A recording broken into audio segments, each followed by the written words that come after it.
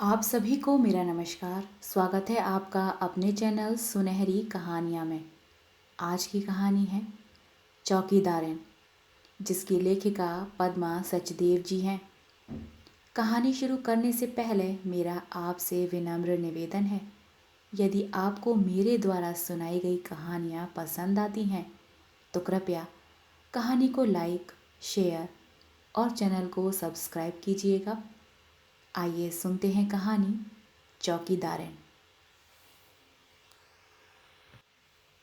Server जान नई ब्याही गाय को गुड़ की चूरी खिलाकर बाहर निकली तो सांझ का सुरमई आंचल धीरे धीरे आकाश के होशो हवास पर छाता जा रहा था। अभी कोई तारा नहीं निकला था, पर धूलिया आसमान पर कई सुराग सरवर जान को दिखाई देने लगे थे। उसके कलेजे में एक जोर की मरोड़ उठी। दर्द की इस मरोड़ से निकली आह को पहचान कर ही शायद उसकी गाय रंभाई। सरवर जान ने हाथ का कटोरा नीचे रखकर गाय के सिर पर हाथ फेरा और अपना गुड़ वाला हाथ उसके मुंह के पास ले गई। गाय की पनीली आंखों में दर्द था। गाय कसमसाई तो सरवर जान ने उसके थनों को देखा। बछड़े के भरपेट दूध पीने के बाद भी उसके थन दूध से कड़े हो रहे थे। सरवर जान दोहनिया लेकर पीढ़े पर बैठकर दूध दोहने लगी। मिट्टी की दोहनी में दूध की धारें ऐसे गिरने लगी जैसे पहाड़ी चट्टान पर बारिश की बौछारें गिरती हैं। सरवर जान को आज इस घर में आए 15 बरस हो गए हैं। कितनी ही ऐसी शामें हैं जब शेर खान वक्त पर घर नहीं आता। वैसे तो महीने में एक आध शाम ही ऐसी होती है, पर इसका धड़का उसे हर शाम होता है।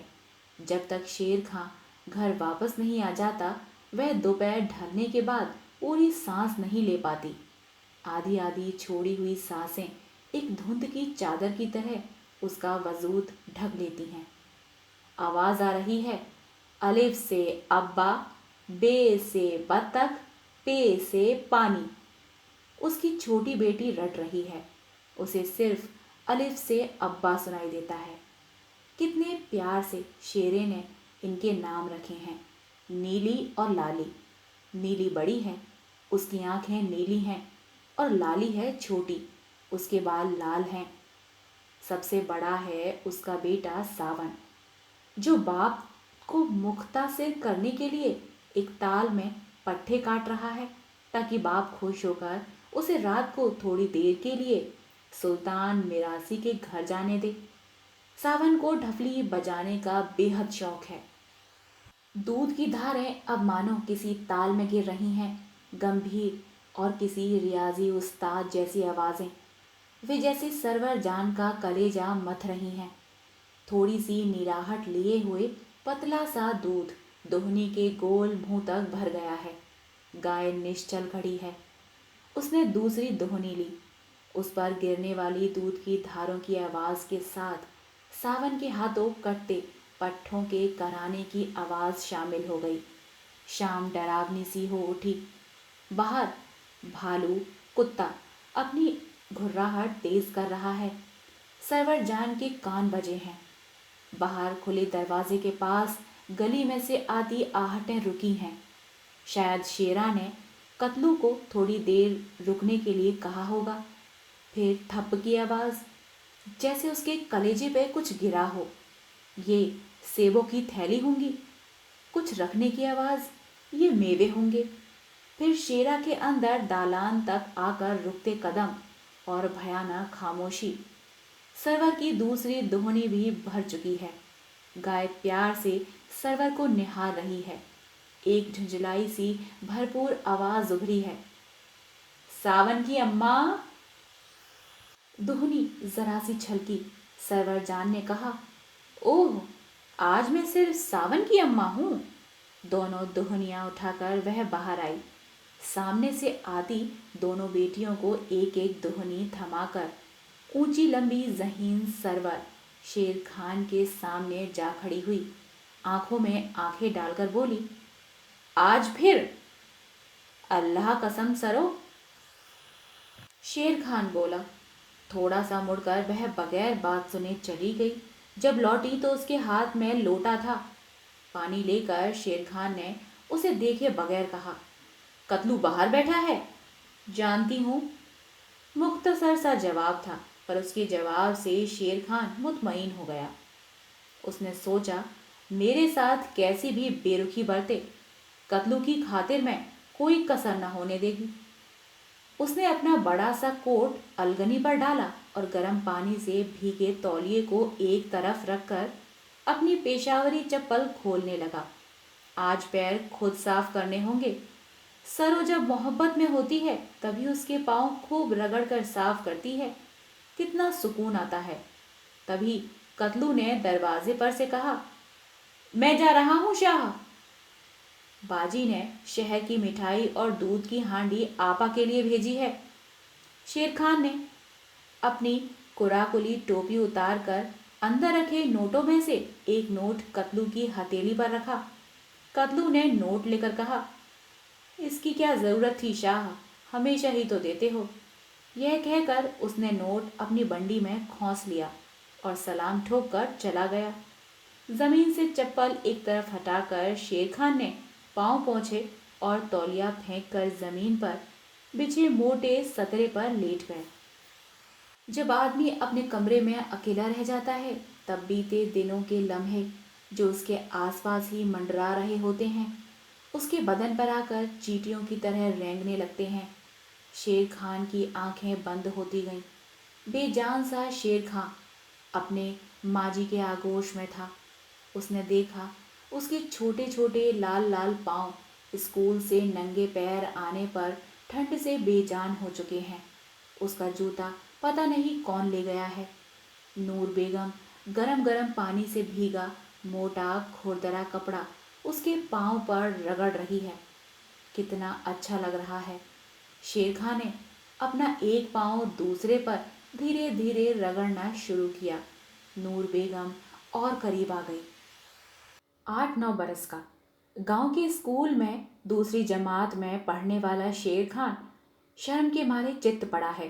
ठंडे पांव उसे हिलने तक की इजाजत नहीं दे रहे। नूर बेगम उसके पांव पर तेल मल रही है, फिर अपने आंचल से पोंछ सीने से लगाकर रजाई में घुसी बैठी है।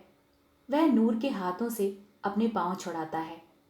आंसू की गरम गरम बूंद टप से उसके पांव पर पड़ती है। एक कील सी अंदर घुस जाती है। नूर बेगम जा चुकी है, पर कील बाहर नहीं निकलती। तभी उसकी माँ की आवाज़ आती है, शेर खां, शेरू, ले बेटा दूध और रोटी खा। तू नूरी से क्यों घबराता है? तेरी बीवी है वह। इस घर में उसका और कौन है? तू उसके साथ खेला कर। अम्मा, खाना खाने देना। और नूर के साथ मैं कभी न खेलूंगा, वह मुझसे बहुत बड़ी है। झिल्लाकर शेर खां बोला। माँ ने प्यार से कहा, कितनी? सिर्फ 10 साल और 4 बरस में तो तू बड़ा हो जाएगा। कितना बड़ा अम्मा? अब्बा के जितना? नहीं, पर काफी बड़ा। तू इतना बड़ा कि नूरी से कभी कभी खेल भी सके। तब क्या वह छोटी हो जाएगी? कौन, नूर? पागल कहीं का, बड़ा होने के बाद कोई छोटा नहीं होता। पर मुझे स्कूल में सब लड़के छेड़ते हैं। कल उस्ताद भी कह रहे थे। क्या कह रहे थे? यही कि वह मेरी बीवी है। बीवी तो है ही बेटा। उसके चचा ने जब तेरी फूफी से शादी की थी तब तुम 5 बरस के ही थे। तुम्हें कैसे याद होगा? पर अम्मा, शादी में तो ढोल बजते हैं। ढोल तो बजे नहीं, शादी कैसे हुई? बजे थे बेटा, पर तब तू मेरी गोद में सो रहा था। अम्मा, मुझे नींद आ रही है, तू मेरे साथ सो जा। मैं रोटी खा चुका। पर अभी बहुत काम है बेटा। काम वह करेगी, तू मुझे सुला। मुझे डर लग रहा है। शेरू की माँ ने अपने बेटे को सीने से लगा लिया और रजाई में उसे लपेट कर गाने लगी। दरसी दे बना विच बुन्नी ओ लोइया, जिन्ना गला डरदी सी ओए गला होइया, लगी कैंची दिल नो। दरसी के जंगल में लोइयां बुन रही हैं। जिन बातों से डरती थी वे ही बातें हो गई हैं। दिल में कैंची सी आ लगी है। इस गीत का यह अर्थ होता है। ठक की आवाज़ से शेर खान चौंका। उसने देखा सोए सोए उसकी आंखों में से आंसू बह रहे थे और उसकी बेटी नीलू उसका ठंडे कहवे का प्याला लेकर बाहर जा रही थी। आज 15 बरस पहले का वह दिन कैसे पूरा का पूरा जी उठा है। उसने आसपास देखा, नूर कहीं न थी। माँ को मरे अब अरसा हो चुका था, पर नूर तो थी, जो अपने घर से एक बूढ़ी गाय की तरह निकाली जा चुकी थी। तभी सावन ने आकर कहा, अब्बा, खाना खाने चलो। मुझे आज भूख नहीं है, तुम लोग खा लो। अब्बा, काली घोड़ी का पाँव अभी तक ठीक नहीं हुआ। हम्म, कांटा अच्छी तरह से निकाला था। हाँ अब्बा, तो गर्म पानी से साफ करके एक बार फिर आग के पत्ते पर देसी घी चुपड़ कर बांध देना। सावन के निकलते ही सरवर जान आ खड़ी हुई। क्यों, बहुत कुछ खिला दिया उसने। घर में भी लोग इंतजार करते हैं। तुम्हारी दोनों बेटियां गुमसुम दस्तरखान पर बैठी हैं। शेर खान उठ बैठा। उसने कहा, चलो मैं आ रहा हूँ। लोई को लपेटते ही काले धागे से बंधा ताबीज ठक से नीचे गिरा। नूरी की आवाज़ उसके कानों में रस घोलने लगी। इसे बाह पर बांध लेना, दरगाह गई थी, वहीं से लाई हूँ तुम्हारे लिए। शेर खान ने ताबीज़ उठाकर छत की कड़ियों में खोस दिया और खाने के लिए चला गया। सावन अपनी माँ के आंचल से हाथ पोंछकर बोला, अब्बा, अब्बा मैं। हाँ हाँ, सुल्तान के यहाँ जाओगे, चले जाओ, पर जल्दी आना। सभी हैरान होकर उसे देखने लगे। सुल्तान मिरासी के नाम से भी शेर खां चिढ़ता था। हाथ धोकर शेर खां फिर अनमना सा बिस्तर में गिर गया। तभी वह फिर आ गई। नूर, 18-19 बरस की नूर। उसने देखा, स्कूल से आते ही वह अपना पट्टी बस्ता फेंक कर माँ को ढूंढने लगा। नूर ने गर्म पानी से भीगा तौलिया उसे दिखाकर कहा, चलो पाँव पोंछ दूँ। पाँव पुछवाने में बला का आकर्षण था। अब उसे आदत भी पड़ चुकी थी। यही वह वक्त था जब नूरी 2 मिनट के लिए अपने छोटे से बलमा के पास होती थी। वह उसके पाँव साफ करती और इसी बहाने उसे इस घर में अपने पैर पक्के जमने का यकीन हो जाता। शेरू जल्दी करने को कहता, वह मुस्कुराकर देर लगाती। शेरू के पाँव साफ होते तो उसे लगता स्कूल के मटमैले धूल भरे टाट की गंदगी से मुक्त हो गया है। अब भी तो उसे पाँव साफ करवाने में बड़ा रस आता है। नूर मकई की रोटियों पर मलाई का ढेर डालकर ले आती थी, उसे पकड़ाकर भाग जाती। कभी कभी वह देखता, रसोई घर से नूर उसे देख रही है। कभी कभी खाना पकाते वक्त वह धीरे धीरे गाती, अज छोटरा कल बड्डा, माए दिनों दिन जोत सोआई। आज छोटा है तो कल बड़ा हो जाएगा, दिन ब दिन ज्योति और ज़्यादा तेज लौधेगी। वह बाहर भाग जाता। सुबह उसकी पट्टी उसे साफ मिलती। काली स्याही की बोतल अच्छी तरह भीगी भिगाई, किताबें बस्ते में करीने से लगी हुई, कलम की नोक अच्छी तरह गढ़ी हुई। वह खुश होकर सोचता, मैं जवां मर्द हूँ और ये नूर जो इतनी सुंदर है, जो चांदनी की तरह चमकती है, धूप की तरह खिलखिलाती है, महज मेरी बीवी है। हमेशा हमारे घर में रहेगी। बड़ा होकर मैं उसे मेले में ले जाऊंगा। अब्बा के खास घोड़े पर बैठकर उसे भी साथ बिठा लूंगा।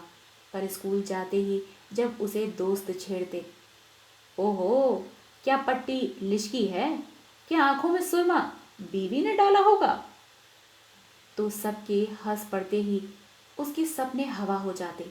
यह खिलखिलाहट उस्ताद के आने पर खत्म हो जाती, पर शेर खां सारे दिन के लिए बुझ जाता। माँ उसका भुजा हुआ चेहरा देखती तो कहती, जाओ बच्चों के साथ जरा खेल कर आओ। शेर खां कहता, नहीं, मैं न जाऊंगा अम्मा, सब मुझे छेड़ते हैं।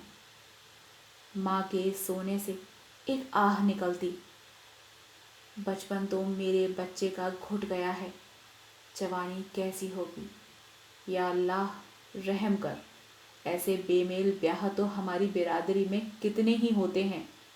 फिर मेरे बच्चे को ही यह सब बातें क्यों ज़्यादा महसूस होती हैं? नूरी की खूबसूरती के चर्चे तो सारे गांव में थे। सुघड़ भी वह उतनी ही थी। जब पानी भरने कुएं पर जाती तो खिलखिलाती हुई हम उम्र बहुओं के साथ बांटने को कोई राज उसके पास ना होता। वह अछूती सी खड़ी रहती, एक तरफ खामोश, चोर की तरह। जब उसे कोई छेड़ता तो शर्म से उसका चेहरा लाल हो जाता। वह पानी भरने के लिए कुएं पर चढ़ जाती। सभी के घड़े अपनी पीतल की बाल्टी से दनादन भर डालती। हर कोई दुआ देता। उसके बाद अपने घड़े उठाकर गीली रस्सी गीले हाथों पर डाले वह रूखी सूखी घर आ जाती। कभी कभी शेरा चिढ़कर उसका लाया दूध का कटोरा फेंक देता। नूरी की आंखें खाली कटोरे को जमीन पर टिकते झंझनाते देखती और आंसुओं से लबालब भर जाती। शेर खान ने अपनी रजाई को थोड़ा मोड़ा। एक आह उसकी सीने से उठकर अतीत पर फिर गई। उसने सोचा, मैं तो बच्चा था, पर समाज कितना पापी है। मुझे तो नूरी माँ जैसी ही लगा करती थी, और डर के मारे वह बच्चा कभी कभी रात में दोस्तों से छेड़े जाने पर बीवी के नाम से भी डर जाता। उस दिन जब शीशे से कटा लहूलुहान पैर लेकर वह घर में घुसा था तो माँ घर पर न थी। नूरी ही तो थी। पट्टे काटने वाली दराती उसके हाथ में थी। जैसे मार डालेगी ऐसे ही खड़ी थी नूरी। उसने रोते रोते कहा था, स्कूल में शीशा चुभ गया। नूरी ने उसे गोद में ले लिया था। दराती की नोक से ही उसका कांच निकाल दिया था। तड़प कर शेरा उससे चिपट गया था। नूरी ने उसके बालों पर हाथ फेर कर उसके माथे को वैसे ही चूम लिया था जैसे माँ चूमती है। फिर कपड़ा जलाकर उसके जख्म पर पट्टी बांधती थी। उस दिन के बाद उसे नूरी से डर न लगता था। पर तभी शेरा के मामा एक दिन आकर उसे ले गए थे। माँ ने ही चिट्ठी लिखवाई थी। शेरा के मामा का गांव बड़ा था। वहाँ 8वीं तक का स्कूल भी था और मामा का कारोबार भी काफ़ी बड़ा था। मामा की एक ही लड़की थी, सरवरजान, और शेरा भी माँ का एक ही बेटा था। माँ और मामा की बातचीत उसने चुपके से सुनी थी।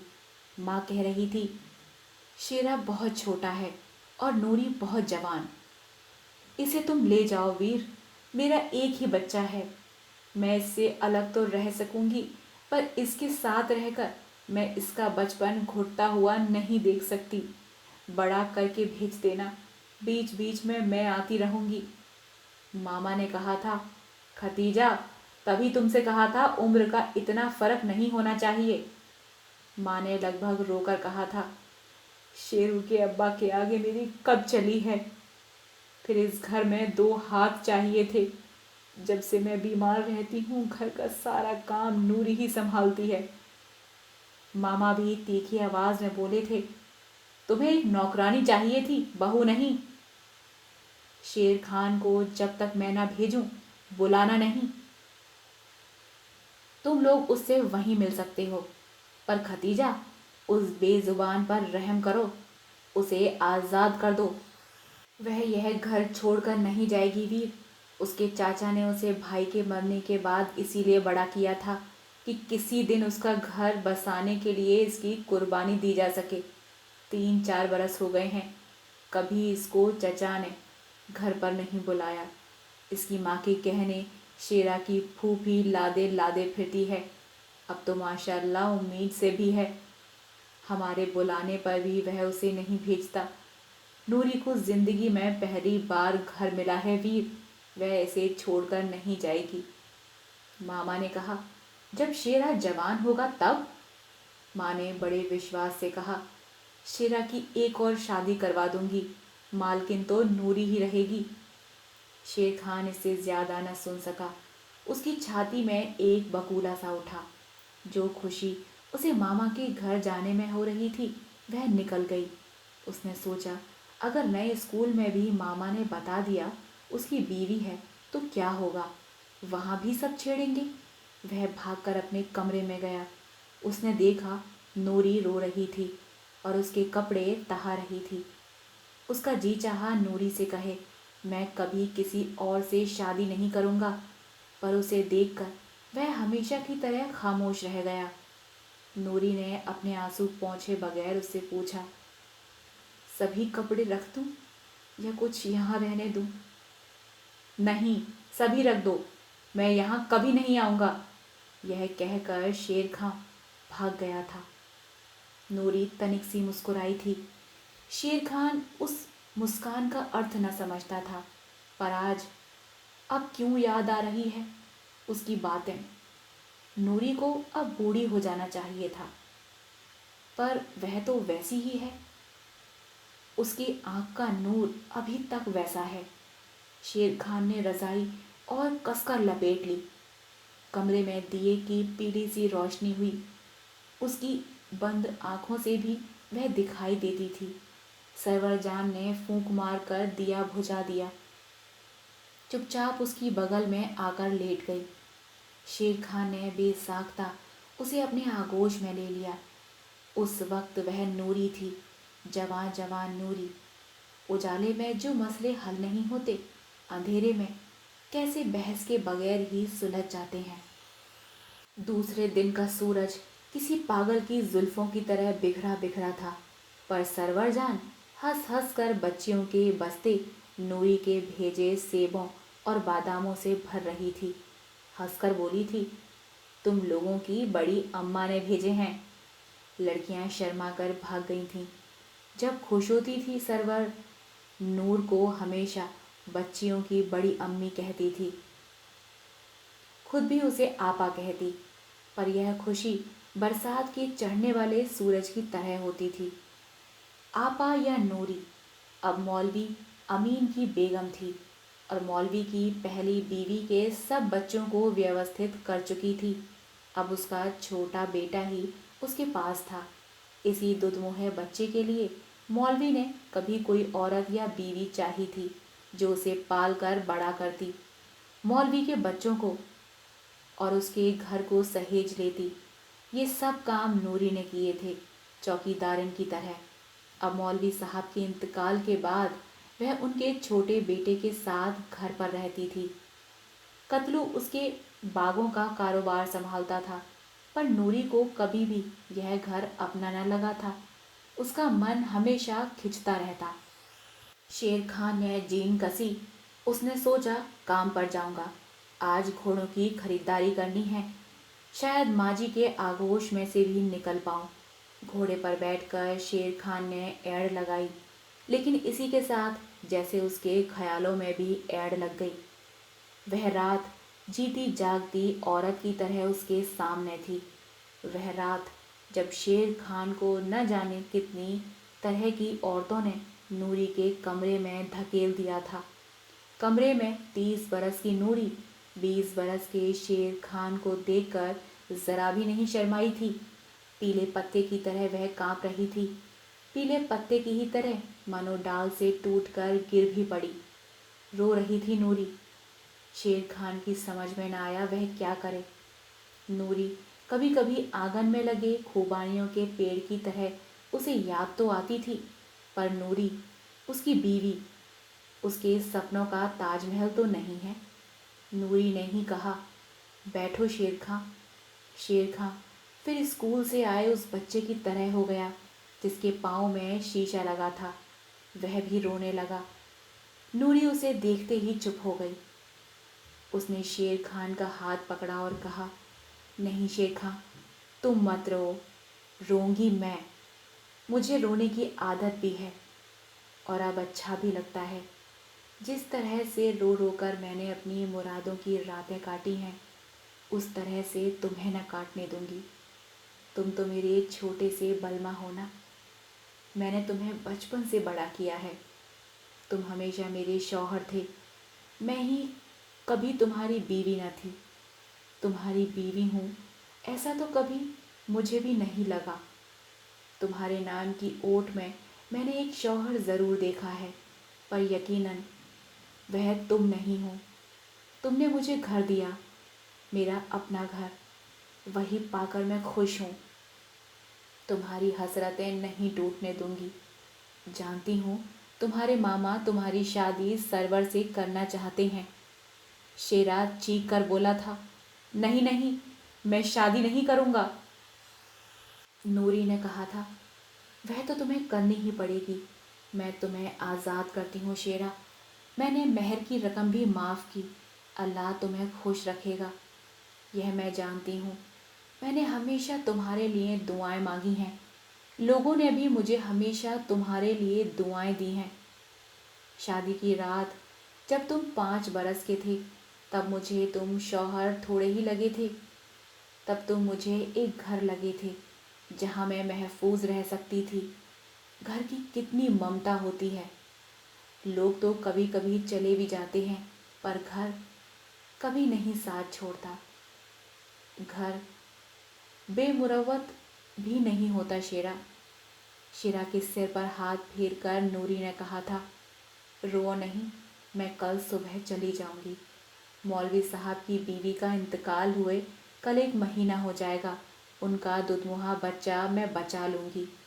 मौलवी साहब को भी एक औरत चाहिए, बीवी नहीं। पर मेरी तकदीर में बीवी बनना लिखा ही कहाँ है। एक शौहर मिला जो 10 साल छोटा था। दूसरा हासिल करने जा रही हूँ जो 20 साल बड़ा है। उनके घर में 4 लड़कियां भी हैं। उन्हें मेरी ज़रूरत है। यह कहकर नूरी रुकी थी। फिर अवाक शेरा ने देखा, वह रोकर भीख मांग रही थी। यह घर मेरा है, मुझे कभी कभी बुला लिया करना। इस घर की दीवारों पर मेरी ज़िंदगी के सालों की तारीख लिखी है। इस घर की कोई भी ऐसी दीवार नहीं है जिसके सीने के साथ लगकर मैंने अपनी माजी के ख्वाब नहीं बुने। कोई ऐसा दरख्त नहीं है इस घर के पिछवाड़े में जिस पर आने वाले फूलों में मैंने अपने बच्चों के चेहरे नहीं देखे। इस घर की छत की कोई भी कड़ी ऐसी नहीं है जो मेरी आँखों की ताब ला सकी हो। इस घर पर आने वाली हर रात मैंने अपने सीने में ज़ब्त कर ली। हर दिन तुम्हें दे जाऊंगी, पर मुझे कभी कभी बुला लिया करना। शेर खां, शेर खां, बुलाओगे ना? रो नहीं। अब भी कभी कभी जी चाहता है तुम 8 बरस के हो जाओ, मैं 18 की, ताकि मैं अपने सपने बुन सकूं। और मैं बुनने से न चूकूं और तुम तोड़ने से न बाज आओ। अब रो नहीं। लोग सुबह तुम्हारी सूजी हुई आंखें देखकर सोचेंगे, बड़ी बहू ने तुम्हें मारा है। जाओ, इस चारपाई पर सो जाओ। मैंने गर्म पानी रखा हुआ है, तुम्हारे पाँव पोंछकर मैं भी सो जाऊंगी सुबह तक। शेर खान वह रात कैसे भुला सकता है जब अपने सीने के बीच उसके पाँव रखे नूरी रात भर जागती रही थी।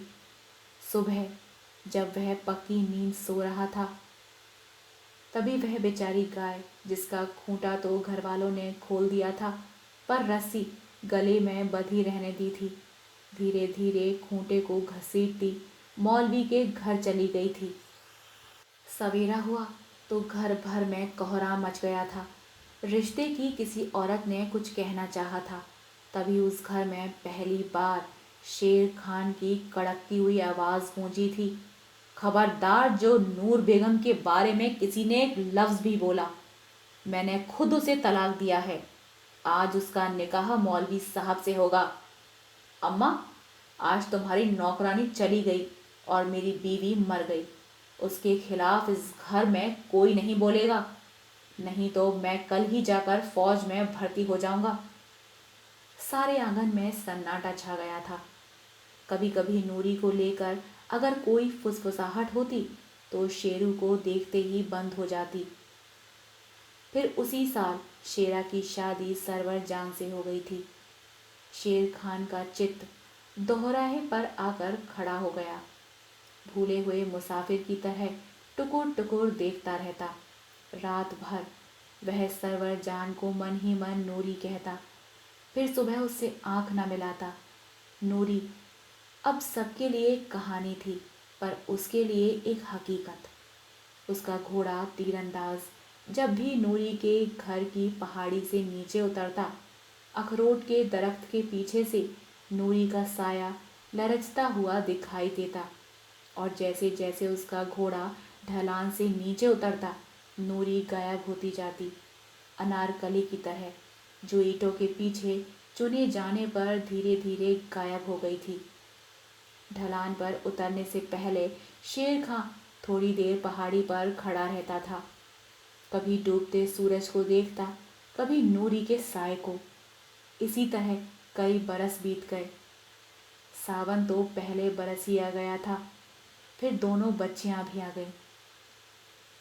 इन हाथों से दिन फिसलते रहे, फिसलते ही रहे। शेर खान के गले में फांस अटकी ही रही, नूरी की फांस। फिर एक दिन जब वह उस गली में से जा रहा था, कतलू ने ही उसके घोड़े की रास थमाकर कहा था, शाह जी, आपको आपा बुला रही हैं। घोड़े से उतरकर शेर खां नूरी के सामने वैसे ही खड़ा हो गया जैसे जज के सामने चोर आकर खड़ा हो जाता है। नूरी ने ही मौन तोड़ा। कैसे हो शेर खां? शेर खां ने एक आह भर कर कहा, सलाम वालेकुम बेगम साहिबा, मैं अच्छा हूँ, आप कैसी हैं? नूरी की आंखों में आंसू भर आए, पर उसने मुस्कुराकर कहा, आज कितने ही दिनों के बाद इधर आए हो। मौलवी साहब काफ़ी बीमार हैं, इन्हें शहर के अस्पताल में पहुंचाना चाहती हूँ। शेर खां, जिसकी आवाज़ से आसपास का सारा इलाका थर्राता था, एक मासूम मेमने की तरह सिर्फ गर्दन हिलाकर रह गया। नूरी ने एक टोकरी उसे थमा दी। यह बच्चों के लिए ले जाओ। शेर खां हिम्मत बांधकर बोला, अभी मैं पालकी का इंतज़ाम कर देता हूँ, साथ जाऊँगा, आप घर पर ही रहिएगा। फिर मौलवी साहब जब ठीक होकर आ गए तो कभी कभी शेर खां वहाँ आने लगा। आने जाने का यह सिलसिला अफवाह बनकर सरवर जान के पास भी पहुंचा था। एक दिन उसने पूछ ही लिया, ये आए दिन बच्चों के लिए मेवे कहाँ से आते हैं? नूरी नूरी बेगम, मौलवी साहब के घर से। सरवर ने मुंह खोलना चाहा, शेर खान ने बंद कर दिया। ये बच्चे नूरी के भी हो सकते थे, आइंदा यह जिक्र न हो। सरवर चुप हो गई थी, पर जब भी कभी घर में मेवे आते, वह बच्चों को खूब सुनाती। तुम लोगों को बड़ी अम्मा ने मेवे भेजे हैं। कभी कभी मजाक में भी बड़ी अम्मा का जिक्र होता, पर कहीं अंदर मन में उससे सहन न होता। बड़े अधिकार से कतलू उसे बाजी कहता था। उसी से मौलवी साहब की बीमारी और नूरी की सेवा की खबरें वह सुनती रहती। और फिर मौलवी साहब का इंतकाल हो जाने पर जब शेरा ने उससे कहा था, सरो, मौलवी साहब नहीं रहे, मैं नूरी के घर जा रहा हूँ, तुम चलोगी? तो उसने कहा था, नहीं, तुम ही जाओ। शेरा घोड़े को एड़ लगाकर चला गया था और पूरी तरह से कभी घर न लौटा। सरो के बच्चे थे, घर था, पर वह मालिक की मालकिन न हो सकी थी।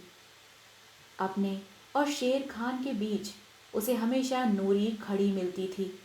नूरी उसकी सौत, नूरी उसकी सास, उसकी दुश्मन, उसकी साझेदार।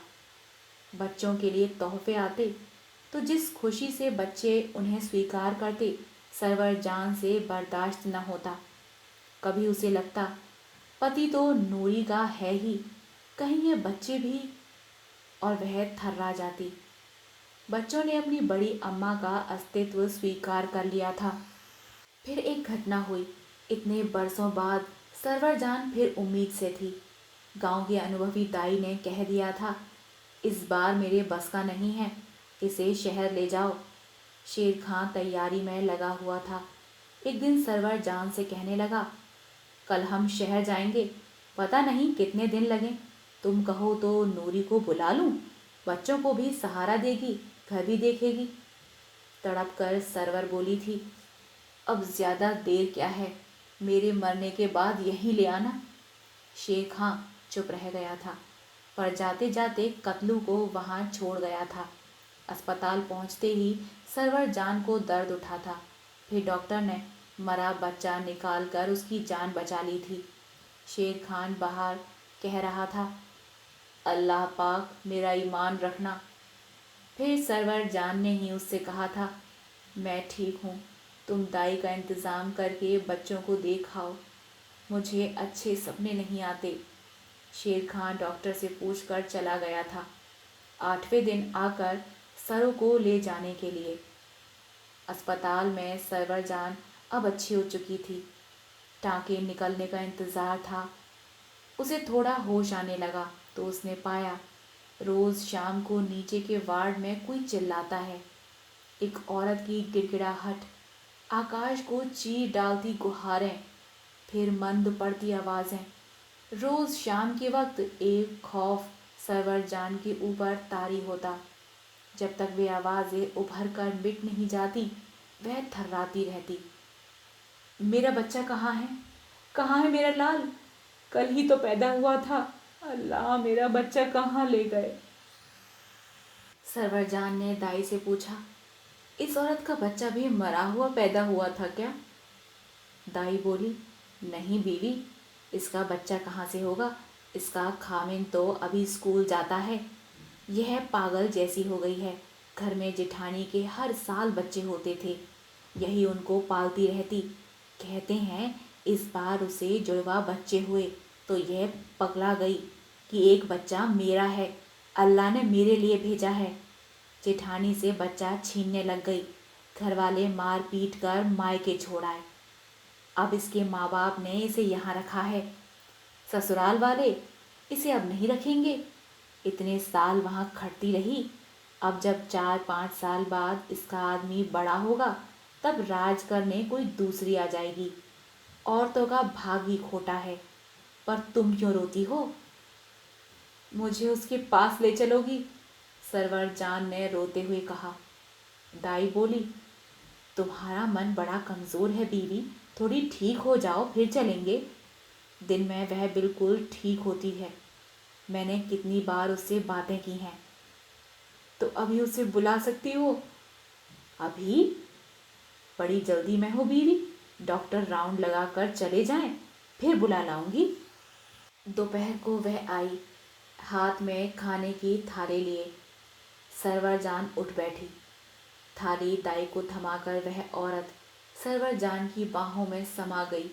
दोनों औरतें रोने लगीं, मानो एक दूसरे की व्यथा बरसों से जानती हों। सरवर ने उसके आंसू पोंछ लिए, अपने बहने दिए, फिर प्यार से पूछा, मैं तुम्हारी बाजी हूँ, मेरे साथ चलो, तुम्हारा निकाह कहीं करवा दूंगी। अल्लाह ने तब तक खाने को बहुत दिया है। नहीं बाजी, मैं यहीं ठीक हूँ। सारी उम्र कोई अस्पताल में नहीं रह सकता। तुम्हारा नाम बेगमा है ना? चलो मेरे साथ। नहीं बाजी, हमारे गांव में रसूल है। रसूल? मेरा बचपन?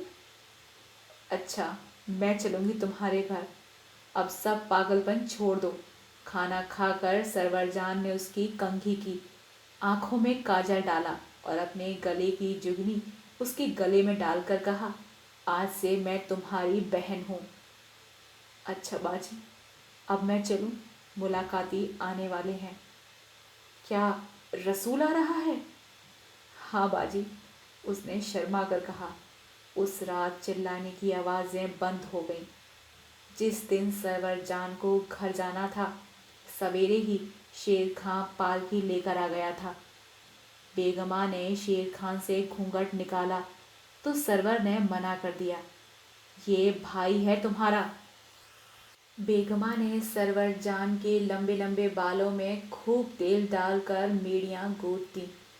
उसकी आंखों में काजल डाल भवों पर काला टीका लगाकर कहा, तुम्हारी कभी कोई सौत ना होगी। मेरी सौत नहीं है, आपा है। हैं? क्या कहा? कुछ नहीं। घर जाने के लिए जी तड़प रहा है। पालकी में बैठकर सरवर जान से गले मिलकर बेगमा रोई तो नर्स दौड़कर आ गई। बेगमा ने कहा, नहीं बहन, मैं पागल नहीं हूँ, आज तो मैं ठीक हो गई हूँ। सारे दिन की थकान के बाद सरवर जान आंगन में आकर खड़ी हुई तो चारों ओर देखकर उसने मन में सोचा, मैं कुछ दिनों के लिए ही तो यहाँ न थी, पर कैसा लगता है, कुछ नया कुछ पुराना। शेर खां उसे अंदर चारपाई तक ले गया। सावन और उसकी दोनों बेटियां सहमी सहमी सी खड़ी थीं। सरवर ने बाहें फैलाकर सबको गोद में ले लिया। फिर शेर खां से बोली, शाह शाह जी। क्या है सरो, मेरी एक बात मानोगे? कहो ना। शेर खां बोले, जाकर नूरी आपा को घर ले आओ। वहाँ उसने सब बच्चियों की शादी कर दी, पर ये दोनों भी उसी की हैं। मेरी आंखें खुल गई हैं शाह, यह घर उसी का है, उसे ले आओ। जब तक वह नहीं आएगी मैं इस घर का पानी भी ना पीऊंगी। उस रात शेर खां के आगोश में सरो थी, नूरी न थी। आप सुन रहे थे कहानी चौकीदारन। आशा करती हूँ आपको यह कहानी पसंद आई हो। कहानी पसंद आई हो तो कृपया कहानी को लाइक, शेयर और चैनल को सब्सक्राइब कीजिएगा। मिलते हैं एक नई कहानी के साथ, तब तक के लिए धन्यवाद।